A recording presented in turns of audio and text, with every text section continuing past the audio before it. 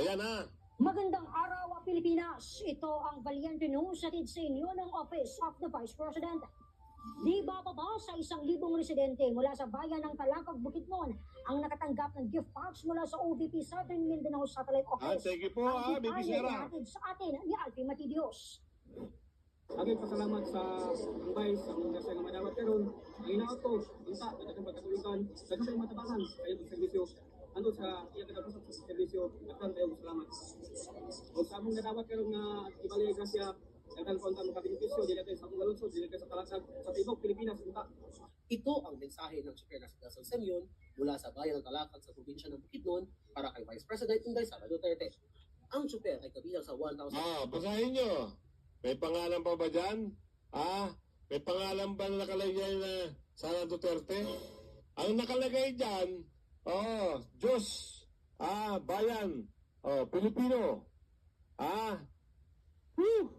Kasi ang taong namimigay na ito ay hindi ho trapo. Yung mga may pangalan na pamimigay, yun ho ay trapo. Pero itong namimigay na Vice Presidente, yan po ang tunay na naglilingkod sa totoo lang. Tuloy natin. Kasi iba may pangalan di ba? Si BP Sara, simple lang. 250 Mindanaoan na nakatanggap Dami, ng gift packs mula sa tanggapan ng pangawang Pangulo kasabay sa naging selebrasyon ng ika-80 na anibersaryo ng opisina noong Nobyembre. Nalipay kami nagdato.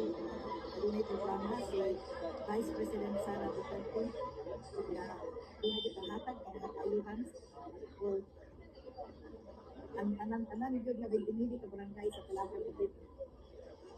Daghan pa jud mga benepisyo nga iyakan. Maliban sa mga chofer, nakatanggap din ng muling handog ang mga magsasaka, senior citizens, barangay workers at mga volunteers.